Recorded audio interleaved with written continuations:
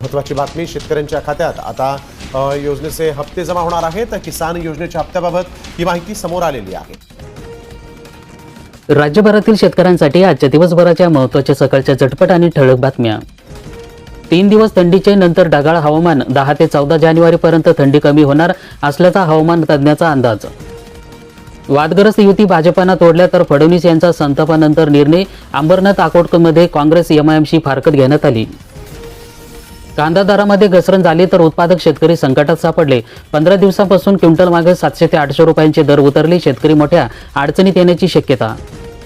माजी खासदार इम्तियाज जलील यांना मारहाण तर निवडणुकीच्या प्रचार रंगामध्ये असताना संभाजीनगरमध्ये वातावरण आणखीनच तापले। नियमांची झंझट नको, शेतकरी विकू लागले खुल्या बाजारामध्ये पांढरं सोनं। सीसीआयकडून 4,80,000 क्विंटल खरेदी करण्यात आली। 8,000 शेतकऱ्यांचा अर्ज तुटीत अडकले तर 3,835 अर्ज नाकारले। यांत्रिकरणी योजनेला मिळाला 10,000 शेतकऱ्यांना प्रतिसाद। यंत्रा खरेदी पूर्ण होऊन सुद्धा 476 शेतकरी 5 कोटींच्या अनुदानाच्या प्रतीक्षेमध्ये, केवळ 84 जणांना मिळाला लाभ। भाजपाची काँग्रेसची युती, एमआयएम जागा वाटप सत्तेसाठी हिंदुत्वाने हिरवी शाल स्वीकारल्याचा भाजपावर संताप। रब्बीत गावाचे क्षेत्र घटले तर मक्यांचे वाढले। जिल्हाभरातील 95% पूर्ण झाल्या तर थंडीमुळे पिकांची वाढ ही जोमात, आंतरमशागतीने काम सुरू। शेतकऱ्यांच्या कर्जमाफीसह कांद्याचे धोरण ठरवा, लोक आंदोलन न्यायासाठी मागणी, पंतप्रधानांना निवेदन। 10 जिल्ह्यातील शेतकरी शक्तीपीठ विरोधामध्ये एकत्र येणार, राज्य शेट्टी डॉक्टर अजित नवले यांच्या उपस्थितीमध्ये रोह येथे आज मेळावा घेण्यात आला। तिळाच्या वाढत्या किमती तरी सुद्धा मागणीमध्ये घट नाही, मकर संक्रांतीच्या सण तोंडावर तर बचत गट लागले आता कामाला। आयुष्यमानाचा लाभ फक्त रेशन धारकांनाच, आयुष्यमान भारत प्रधानमंत्री जन आरोग्य योजना गरिबांसाठी ठरते आता वरदान।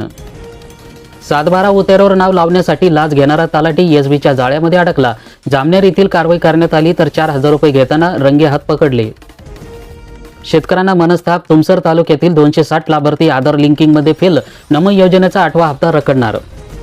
राज्य शासनाच्या नमो शेतकरी महासन्मान निधी योजनेच्या लाभार्थ्यांसाठी धोक्याची घंटा वाजली आहे। तुमसर तालुक्यातील 260 शेतकऱ्यांचा आधार कार्ड त्यांच्या बँक खात्याशी संलग्न नसल्यामुळे त्यांना 8व्या हप्त्याचा लाभ मिळवण्याचा तांत्रिक अडचण निर्माण झालेली आहे। तर 30 डिसेंबरला 260 शेतकऱ्यांची खाती अक्रिय झाल्याचं समोर आलेलं असून तालुका कृषी अधिकाऱ्यांना या लाभार्थ्यांना तत्काळ आपल्या आधार बँक खात्याशी जोडून घेण्याचं सुद्धा आवाहन केले। गावानुसार आधारबाद लाभार्थी संख्या उशीर केल्यास लाभाला आता मुकणार। शासनाच्या नियमानुसार नमो शेतकरी योजनेचा लाभ थेट बँक खात्यामध्ये जमा होण्यासाठी आधार कार्ड बँक खात्याला सीडिंग असणे आणि डीबीटी पर्याय सुरू असणे अनिवार्य करण्यात आलेला आहे। ज्या शेतकऱ्यांच्या बँकेमध्ये ई-केवायसी केलेले नाही किंवा ज्यांचे जुने खाते बंद झालेले आहे अशा 260 शेतकऱ्यांचं स्टेटस डिसेड दाखवत आहे। यामुळे लाभार्थ्यांना प्रत्येकी 2,000 रुपयांचा हप्ता होऊ शकणार नाही। तालुका कृषी विभागाने सर्व ग्रामसेवक आणि कृषी सहाय्यकांना या शेतकऱ्यांच्या घरी जाऊन त्यांना अवगत केलेले आहे। गायरान जमिनीवरील अतिक्रमण हटवा, पाटोदा येथील प्रकरण, उच्च न्यायालयाने आदेश तर प्रशासनाला अलर्ट। तब्बल 60,000 महिलांना लाभ बंद करण्यात आला तर लाडक्या बहिणीमध्ये निराशा, केवायसी करताना निवडला चुकीचा पर्याय, हजारो लाडक्या बहिणी योजनेतून बाद करण्यात आल्या। नियमांची झंझट नको म्हणत शेतकरी विकू लागले खुल्या बाजारामध्ये पांढरं सोनं। सीसीआयकडून 4,80,000 क्विंटल खरेदी करण्यात आली। 8,000 शेतकऱ्यांचे अर्ज तुटीत अडकले तर 3,835 अर्ज नाकारले। बीडमधील सीसीआयच्या जाचकाठीमुळे झंझट टाळण्यासाठी शेतकरी खुल्या बाजारामध्ये कापूस विक्री करू लागलेले आहेत। खुल्या बाजारामध्ये रोख पैसे ताबडतोब मिळत असल्यामुळे थोडंफार कमी भाव असला तरी शेतकऱ्यांचा कल वाढत आहे। त्यामुळे मागील 4 दिवसांमध्ये सीसीआयच्या खरेदी केंद्रावर आवक थंडवली आहे। दरम्यान 2 जानेवारीपर्यंत जिल्ह्यातील 4,80,128 क्विंटल कापूस सीसीआयने खरेदी करण्यात आला। महसूल प्रशासनाचा ढिसाळ कारभार, अनुदानासाठी शेतकऱ्यांच्या चक्रा सुरू। पूर्णा तालुक्यातील 9,500 शेतकरी मात्र प्रतीक्षेत।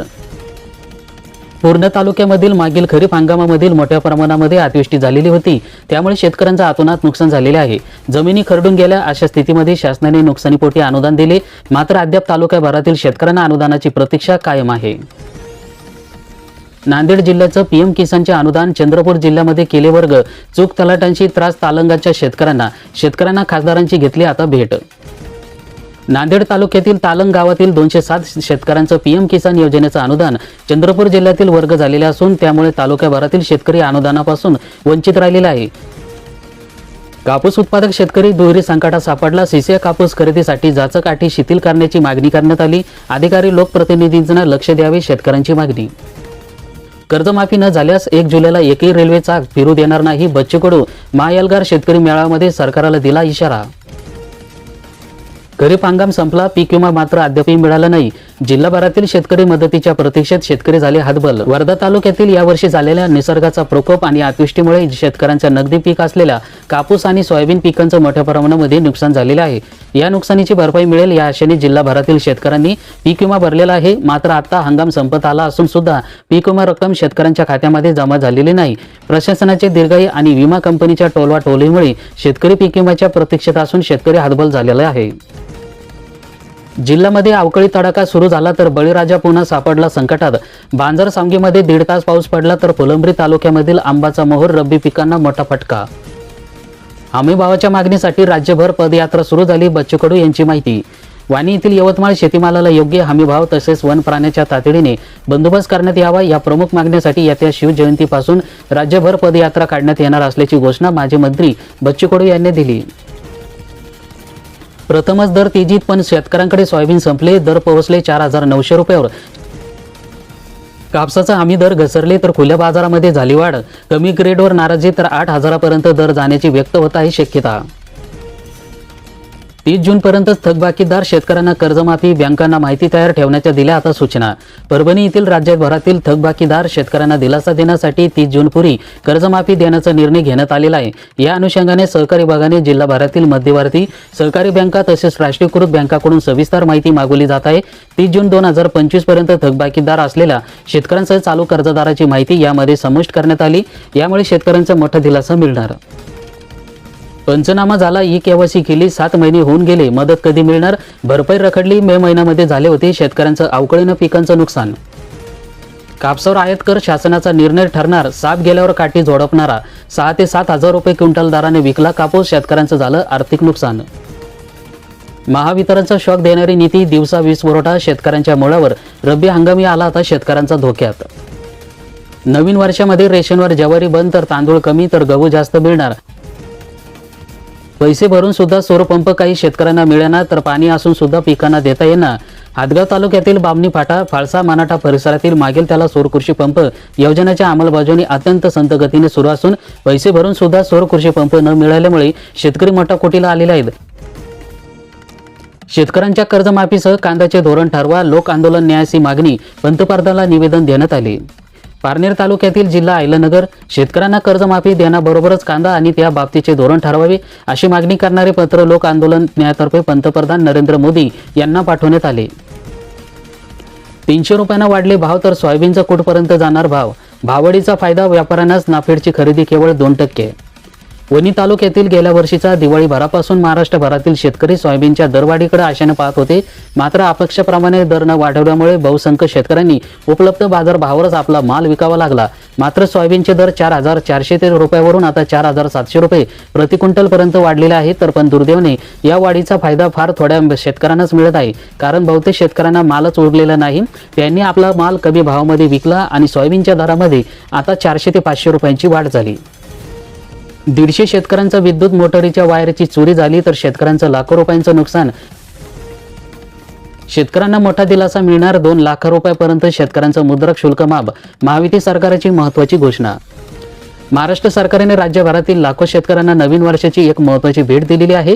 राज्याचे महसूल मंत्री चंद्रशेखर बावनकुळे यांनी जाहीर केले 2 लाखापर्यंत कृषी आणि पीक कर्जाच्या संबंधित सर्व कागदपत्रावरील मुद्रा शुल्क पूर्णपणे माफ करण्यात आलेले आहे. हा निर्णय 1 जानेवारी 2026 पासून राज्यभरात लागू झालेला आहे आणि या संदर्भात अधिकृत राज्यपत्र जारी करण्यात सुद्धा आलेले आहे. मुख्यमंत्री देवेंद्र फडणवीस यांच्या नेतृत्वाखाली सरकारने जिल्हा परिषद निवडणुकीपूर्वी शेतकऱ्यांना ही महत्त्वपूर्ण सवलत दिलेली आहे. या निर्णयामुळे कर्ज काढताना शेतकऱ्यावरील अतिरिक्त आर्थिक भार कमी होईल. पूर्वी शेतकऱ्यांना प्रति 1 लाख रुपयाच्या कर्जासाठी 3% दराने मुद्रक शुल्क भरावे लागत होते.